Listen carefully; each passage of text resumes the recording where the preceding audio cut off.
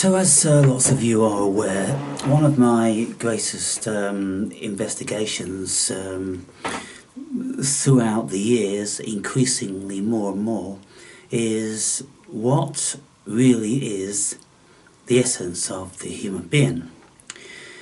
And we here speak of agencies like ego, soul, spirit, and if we investigate what these things are, then we can get a little bit of a handle on them, but they all are very, very mysterious. And the reason why they're very mysterious is because they're only ideas. What I've concluded hitherto on my journey, investigating very deeply many of these subjects, is that we'll always end up eating our tail. We'll always end up going round and round in circles. The only reference we will ever be privy to are the references that we seek out. We will find more and more references the more we seek. So, for instance, if I'm investigating what is the soul, why do I investigate what the soul is? Well, because I've heard that we're supposed to have one. Where did I hear that first? Heard it from Christians or Orthodox Jews. We're supposed to have a soul. It's supposed to be the centre of what we are. But when we investigate the sources of who was saying this, there's very, very little information in relation to it, and the information that there is very dichotomous, very contradictory. So, for instance, one would have thought if the Holy Bible was written by God, then he at least would instruct the people who wrote the book on his behalf exactly what the soul and the spirit are, which we're supposed to have. But that doesn't happen. In the Bible, it's just as contradictory as anywhere else. And so we have to ask the question, was it really God who wrote that book? Of course it wasn't. Did anyone really know what those things were? No. Who actually coined these terms? Who knows? Is there any veracity, efficacy to them at all? It's kind of like this. So I ask you guys, I'm asking, what's the soul? What's the spirit? Do you think we have one soul, loads of souls? And of course, very few of you have ever given it any real thought.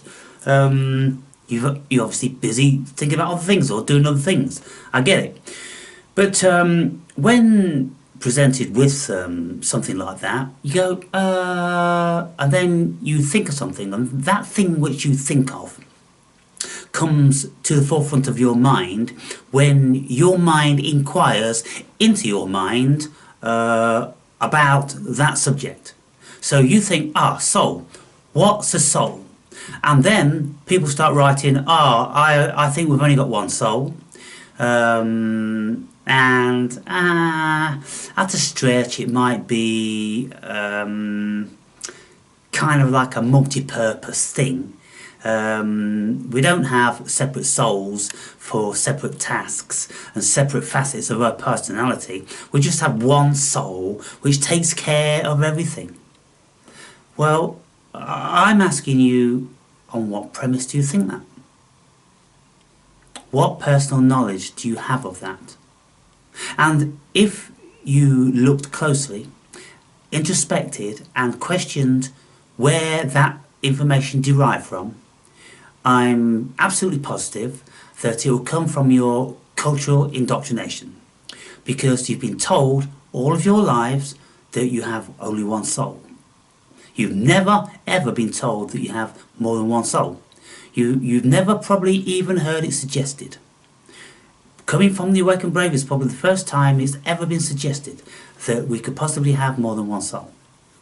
So I go on to Google and I show you what a few of the cultures around the world say in relation to souls. And some say one and some say a dozen. And I'm pretty sure if I investigated long and hard, then I would come upon many, many myriad more which would say any number. So by the time I've been around the world with ancient cultures and all the rest of it, and I've gathered all this data and I would have it before me, and I would have everything from one soul to a million souls, myriad or infinite amount of souls. And so I'll be scratching my head like this and I'll be going, whew, where do I go from here? How much better off am I now knowing all the varying perspectives, or many of them from around the world, and lots of these cultures would have a very good reason why they consider they have many souls, and probably lots of it is down to folklore and belief systems, just much the same as it is in the West. You know, because we can't assume just because you know, the East is all a bit more mysterious and mystical that they really know any more than anyone else. You know, there's people in the West that have studied these things seriously long and hard, just like people in the East did. But of course the East seems more mystical because of the vast cultural difference and the agedness of, you know, certain nations like China and India and those sorts of places, much older than ours in Europe. And so we'd look at the data and we'd go, well, many people believe in many things. And so what I'm always saying to you people, well, it has to come back to source. It has to come back to what your personal experience is. And you would have all had experiences with alcohol, and you would have all drank spirits excessively, and you would have done things that you wished you hadn't have done. And in the morning, you will say to yourself, or someone else will say to you, you're a proper cunt last night. Look at all this stuff you did. Or anything could have happened. You could have ended up a year in prison, okay, for allowing a spirit to enter your body. And so these hard drinks, they're called spirit, people, for a very good reason. Because people have worked out through many years that if you take this alcohol, this spirit, into your body, that spirit will manifest in your body and live vicariously through your body, and it will take over your body, and your mind and ego and all the rest of it will have very little say in what happens depending on the amount you drink, to the point whereby your mind won't even remember what the body was doing, because it was under the influence of a very powerful spirit. So that's one instance of a spirit entering into us. So whether we call these entities or agencies, whether we call them spirit or soul, it's a manifestation of an entity which can have a very profound effect on the body. Now, if we feel as if we are possessed by something's happened to us, we've met someone, we've got an obsession with someone, we're absolutely possessed with someone, i.e. a narcissist will take possession of you, a demon will take possession of you, you will feel that entity in you, there's no doubt about that. It will be controlling you, controlling the things you do, the things you say, and the things you think. So when you've had one of those, you go, well, what was that then? So these things happen when, let's just say, we encounter very manipulative personalities, and they have a transference with us, or we are demonically possessed. A demon jumps from them into us when it considers we are susceptible, and it resides within us for a period until we exorcise it. Now, we all know about exorcism.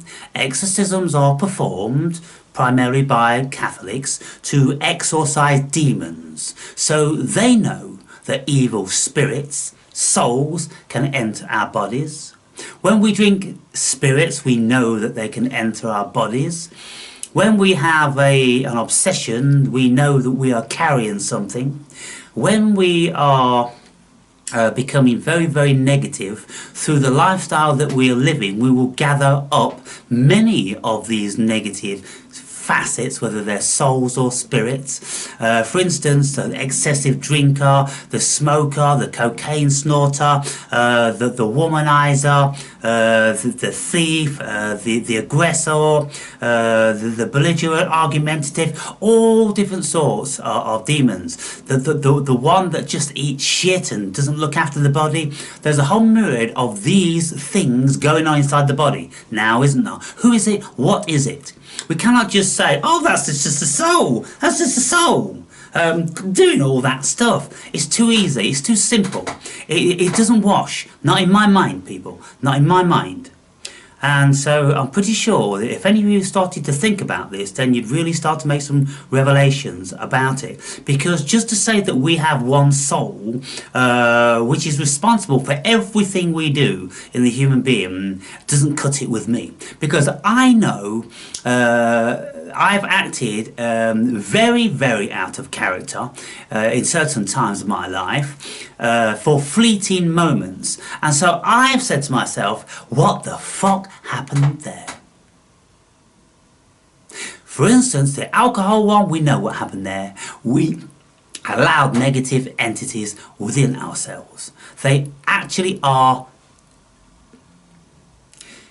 an entity which can affect the physical reality of our being. Very, very powerful thought forms. And so most certainly something to be reckoned with, and people have been reckoning with these forever. That's why we have demons. Demon is a derivative of the word daemon. Daemon in ancient times, in ancient Greeks, always used to be spoken about as if it's like an alter ego, or like, let's just say, lots of us may consider that we've got two facets of who we are if you have an internal dialogue. If you have an internal dialogue, then there evidently is two entities, separate entities.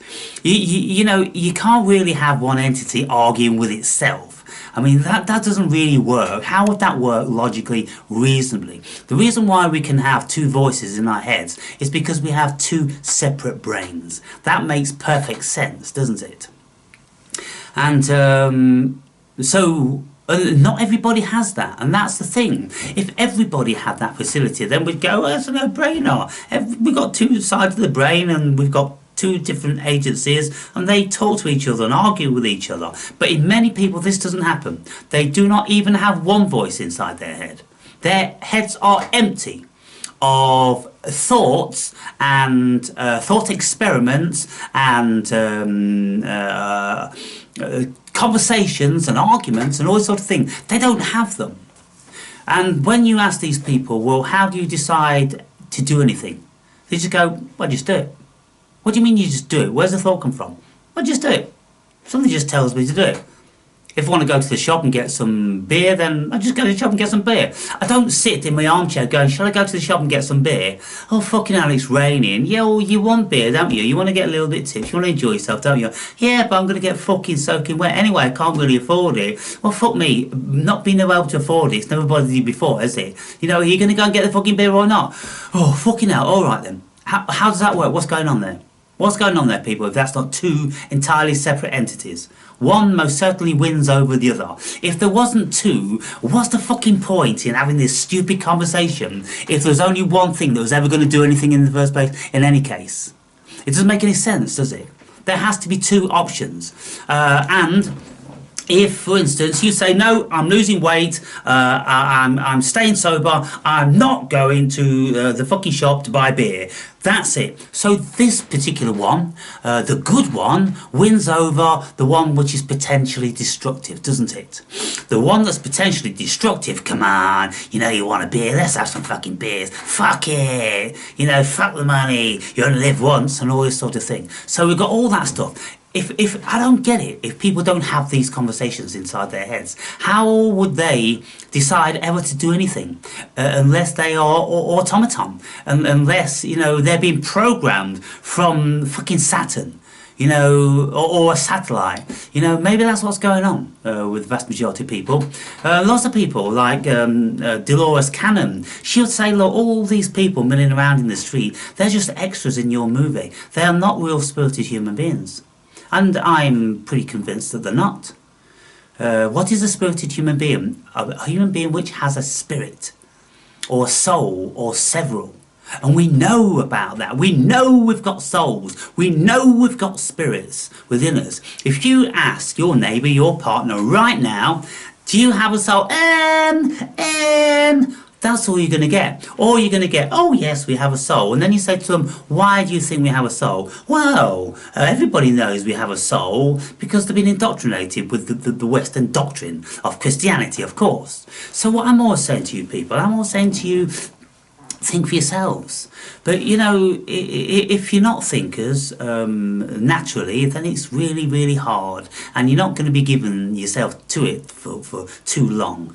And if there's a million other things that you're doing in your life and you don't consider it that important anyway, then it's not your first priority, is it? But, you know, like philosophers, like me, an emancipated earth roving slave, born for slavery, but have managed to emancipate myself from it. So I now am given to contemplation on these things, and I look and I feel what is actually going on. And through all these years I've been doing that, I've discovered an enormous amount of what's going on, and it's absolutely fascinating. It's so incomprehensible. It's amazing. And we as a race aren't even scraping the surface of what it is to be a human being. You know, bearing in mind that of course we don't even know or have a single clue of what consciousness is. So when people speak about souls, all we can ever do, people, is say, I believe, or I think, or I seem to know. We have an idea, and we will say I, but even if you look for the I, you will discover that there's no real I. There's us, because one facet of you would be thinking, I think the soul's this, I think the soul's that. And then another facet could be saying, that don't sound right to me. I think it's bullshit. I just think it's the ego just dreaming up all these things, fantasizing. And then if we say to ourselves, well, I mean, I want to try and prove if I have a soul or not. And how do we do that? On Google, it states that some cultures believe that we have two souls. One of them takes care of business with the body, and the other one can leave the body. Now, I've left the body on a dozen occasions, and I've been into very, very curious environments whereby I was thinking when I was there, thinking to myself that I was out of the body. I couldn't be sure because I never looked around and saw my body there. But even if I did see that, then I could have been imagining it or dreaming it or creating it myself. Who knows? How can we ever know? Consciousness is a very, very broad and expansive thing.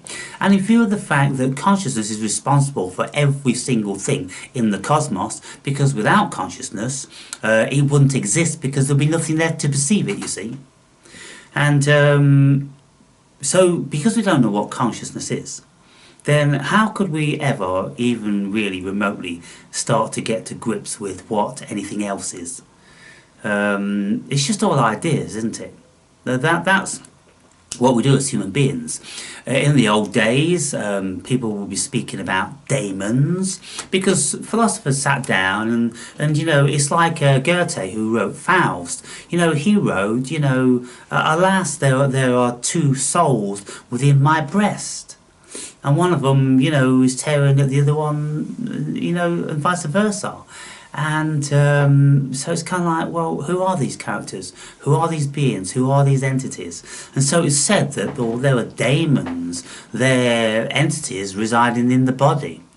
They then ultimately in time became demons, probably lots to do with Catholicism, because they demonized everything. They don't want to accept, or they're not about to promote or allow anything else to be in existence. That's why they went on a murdering rampage all over the fucking globe, killing every single other person in any other culture who had another belief, the conquistadors and the like, and but getting back from all that, I've read hundreds of books about spirits and spirituality and all different sorts of phenomenon, and so many human beings have had many experiences. So what I'm saying to you guys, what experience have you had? Have you left the body? If you've left the body, have you asked what's left the body?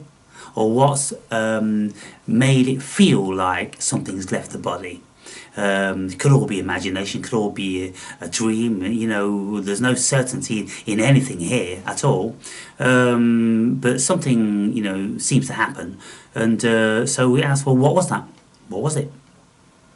And so in my life, I've got distinct characters within me. One of them is a warrior. I was born with a warrior. And this warrior is a real warrior because he went to represent my country in full contact karate. So that's a real bare knuckles warrior. That's here, and that's always been here. Then there's the adventurer, which just took me all around the world. Doing life-threatening things for years and years and years. So I asked myself, who was it? What was it that did that? And I particularly ask these days because now that entity has gone away. That entity isn't driving me around the world anymore. It's seemingly completely gone. So I'm saying that spirits can enter us and spirits can leave. Spirits, souls. In the Bible, it's very intermingled. In all of the literature or philosophy, mythology, you try to get to the bottom of it. You won't get to the bottom of it. But there are agencies, let's just say agencies, which live vicariously through the body. And the ego is one such agency. The ego isn't anything. The ego calls itself the I. It goes, I, me, awake and brave, Aaron. But then when you look for I, me, the awake and brave Aaron, what are you looking for? What are you looking at? You're looking at words and concepts. You're looking at language. Well, take the words and concepts and language away. What are you looking at? You can't say anything. You can't call yourself anything. You can't tell anybody else you're something. So if you can't do that, then what are you? You're nobody, are you? You're nobody. So what is it that makes you somebody? It's this agency within our brains, seemingly, that works with language and creates a fiction of an entity which we call the ego.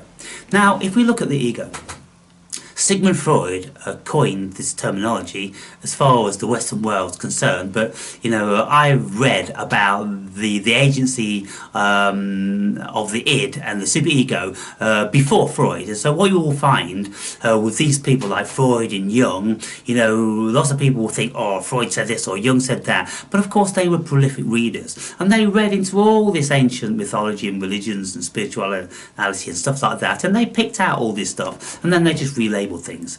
So Freud said that we, the body, has an id which is the fundamental premise of the animal instincts. It's the fight and fucking thing. Then there's the ego, which is the everyday operating system. Shall I do this and shall I do that?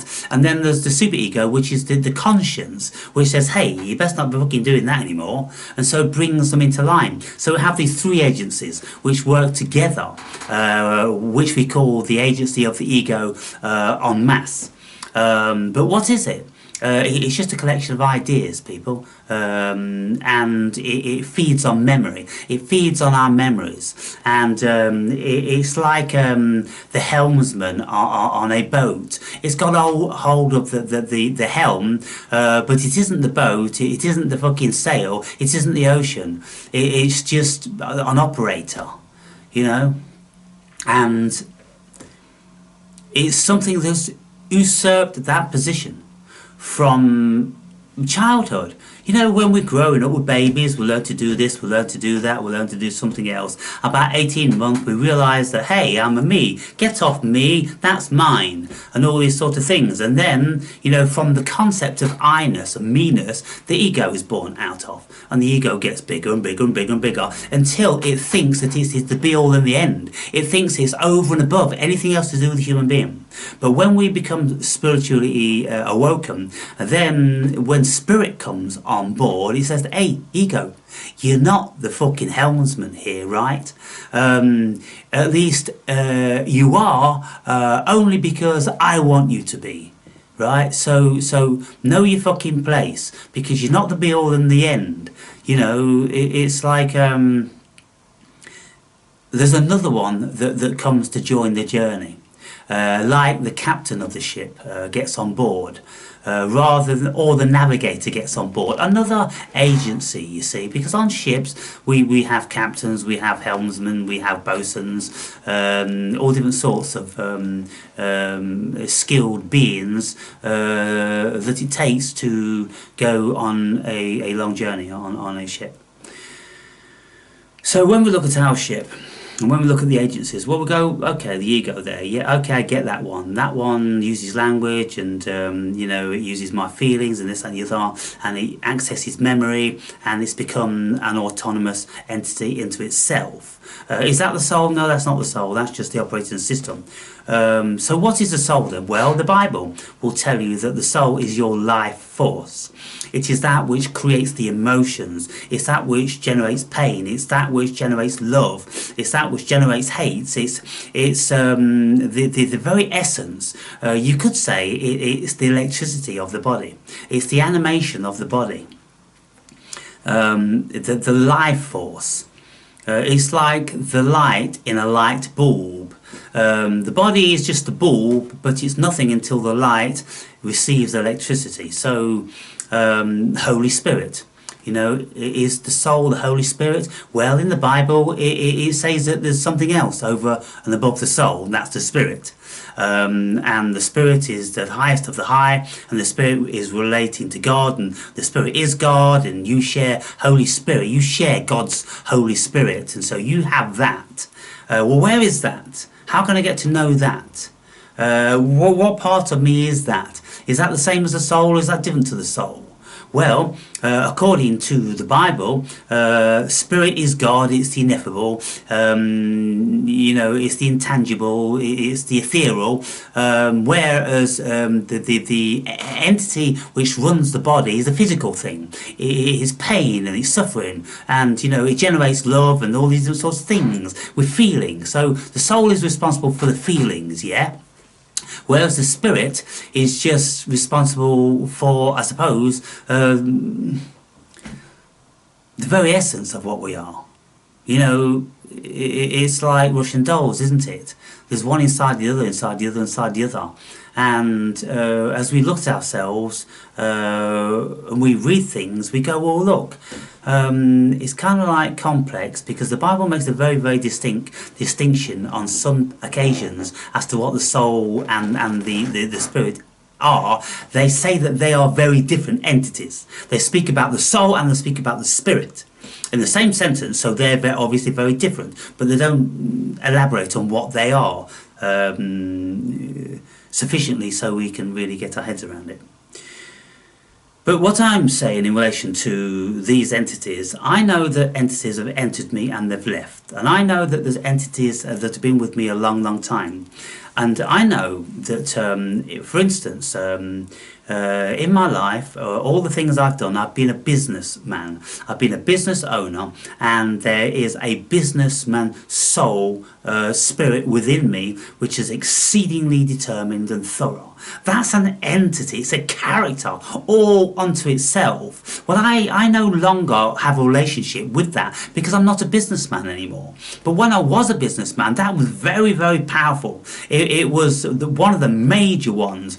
The fighting one, the warrior, the karate guy, when I was big into karate, and I was fighting for my country, that was a very powerful one. The business one was a very powerful one also. The adventure was also a very powerful one. So there were very, very powerful entities like generals, all, you know, leading this legion into battle, so to speak.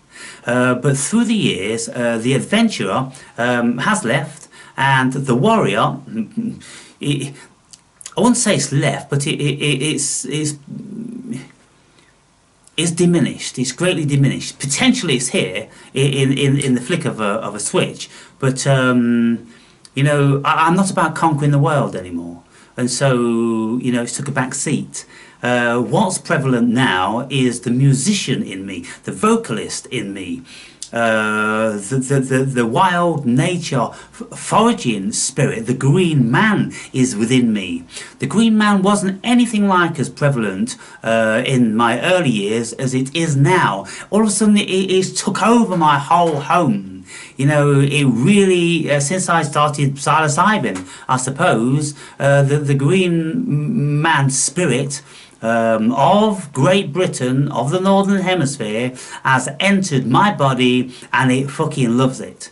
And so that's what I'm speaking about, people. I'm speaking about very, very distinct energy forms which weren't there once upon a time but are now here, or were here once upon a time who aren't here anymore. And so I've seen them come and I've seen them go. I've felt them come and I've felt them go. What can we say about that? If they're not separate entities in the external which can live vicariously through us. And then of course I speak about my experience on Amanita Muscaria, where absolutely, very, very viscerally, entities were born within me when I was under the influence of that stuff. So there's so much to be said about it. There's so much research I need to do, and I'm currently reading a book which is called The Book of Spirits, and that's alongside Madame Blavatsky's book, which is also a book on spirits. So I'm very deep into this spiritual stuff at this moment in time, and I'm watching a lot of this stuff. And I will be continuing to gather more information, and ultimately I will write a book about it.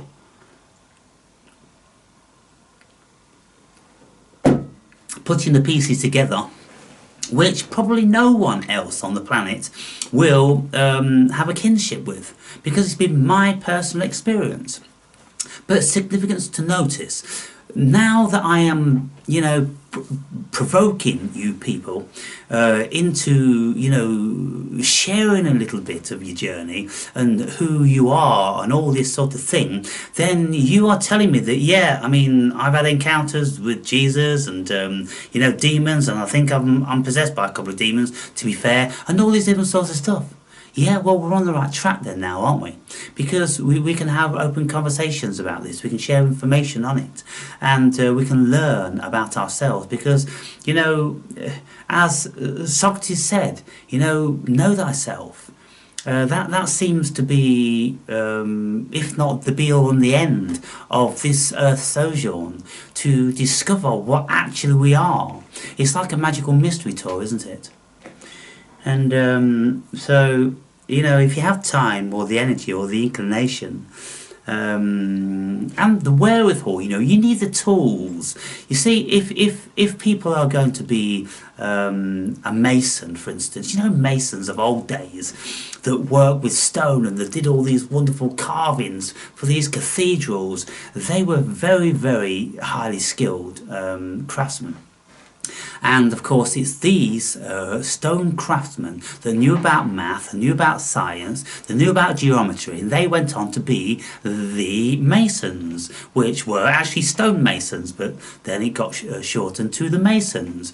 And then they created a fraternity of people with secret information about geometry and math and, you know, all the rest of it. The science involved with the stress and the structure, you know, which the masses didn't know about, and so it made them very, very sought after, and it made them very wealthy when they were skilled in their profession like that. But then, of course, being a secret society, well, they got into other things as well.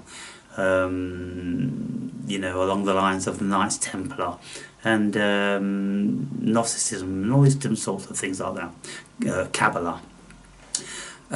So anyway, I thought I'd run that one by you people, because look, what I'm most certainly not looking for in the comments is I believe. Please don't ever tell me you believe, because your belief means nothing. It means nothing to you and it means nothing to me, because what you're saying when you say I believe, you're saying I ain't got a fucking clue. I've just heard something and I'm repeating it. I don't want you to repeat anything. And so for those of you who are watching my videos, and 90% of you come from Great Britain, you're going to be indoctrinated into the culture of the one soul religion. Well, unless you have given it any thought, the chances are that's what you would say you believe. But do you know it? I'm asking you, do you know it? Do you actually have a relationship with your soul? Do you know what the soul is? Do you know what the soul does? Can you feel your soul? Can you feel your spirit? Well, when you are feeling anxious, when you're feeling terrified, when you're feeling love, you're feeling the soul. Well, that's the soul, people. That's the thing that gives life to the body, which makes you a human being. That's the soul. As to what the spirit is, maybe the spirit's consciousness. Maybe that's what spirit is. And that's why in the Bible it says that we all possess a shard of God consciousness. We all partake in God's consciousness. Well, how do we do that? Well, what shape or form? Well, if we look at it reasonably, we go, God's consciousness. And that's what I write about in my book. That's what I have concluded with my own research. I'm like, look, we don't know anything about consciousness. We don't know anything about God, save for what we invent. So it seems to me consciousness and God are the same thing, with different names. They're the same thing. Consciousness creates everything. Without consciousness, there would be nothing. So God created the cosmos. Consciousness created the cosmos. Because if we didn't have consciousness, there would be no cosmos. So therefore, it's down to consciousness, isn't it? So you call it God if you like, but I call it consciousness. I call it God consciousness. And when I speak about a journey to the self, I'm speaking about a journey to God consciousness, to my self-realization. And when I named my first, the first title of my book, Closer to God, it was closer to the self. It wasn't closer to Yahweh or Jehovah or any of that nonsense. It's closer to the self, closer to consciousness, closer to spirit, closer to the combination of everything. The combination is the ego, it's the soul, it's the spirit. It's the physical body, it's the ethereal body. According to lots of different people, we've got so many different bodies. It's the astral body. There's so much going on here, people. And so this is just some of the stuff I'm thinking about anyway. So, yeah. You know, basically what I'm looking for is experience. I'm looking for experience. Because just to say what you think, I think this. Why do you think that? On what premise? When we think things, it's because we've heard something or read something, and we can't really compare it to anything else. So we go, man, I think this.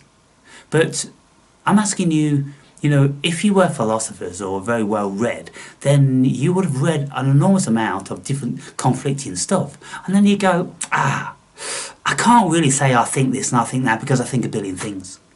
So I have to ask myself, what do you know? What do you know, Aaron? All this stuff you've read, what do you know? What have you experienced? And when you experience something, you can then start to look across the repertoire of your knowledge into the information bank which you have as a reservoir. And you can say, well, what I experienced sounds a little bit like this. felt a little bit like this. Now, when I had my religious experience in relation to Jesus, I'm like, oh wow, that was incredible. And so after that, I bought a book, which is a well-renowned book by the American philosopher called William James. And this William James book, I'd heard mentioned in many philosophical literature and psychological literature that I'd read over the years, and I always was getting round to buying it, and so I thought now's the time to buy it. When I was reading that book, I came upon a section in that book which spoke about an experience a pastor had 150 years ago, which was exactly the same as the one I had. And so he described all the vibrations and the amazing feeling of ecstasy and the tears streaming down his face and just shaking and quivering. You know, that's what I had. Only I had the voice of Jesus in my head telling me, so you want to know what unconditional love is, huh? Well, that's what it feels like. But if you really want to know, you have to come through me. That's what Jesus told me, people. And then when you read the New Testament, that's the whole thing about Jesus. Jesus is unconditional love. And if you're ever going to experience that level of love, then you'll find it through him. You won't find it in a human being. You won't find it in yourself outside of the grace of him. Because that feeling that I've had was the most incredible feeling I've ever had in my life. As a second best to that is the ecstasy of DMT. Now, Dr. Rick Strassman wrote in his book, DMT, the God Molecule, how people were saying similar things. It's ecstasy. And every time I take DMT, it is in actual fact ecstasy, because it gives you a massive flush of serotonin. And so in my book, again, I asked the question, is God a molecule? Because you can get a very similar feeling from your natural transmitters. And I know that when I was at the closest, feeling closer to God, was when I was meditating 5 hours a day, when I was in my incarceration period, when I could actually just lie in my bunk and meditate for fucking ever, basically. Well, reading spiritual religious scripture and meditating and hardly talking to anybody often, then you get into a very sedentary space, and when you don't have to do anything because everything is done for you, then you don't have to think about anything, you don't have to worry about anything, you don't have to concern yourself with anything. It's like being in the monastery, it's like being in a cave, and we all know that those sort of people proclaim to be the closest to God. It is true, we can get closer to God. What is God? It's yourself, people. It's your deep inner self, when all the ego is just been set aside and all the bullshit of what it is to be a human being has been set aside. Then you too will be closer to God, or you will be well on your way on a journey to the self.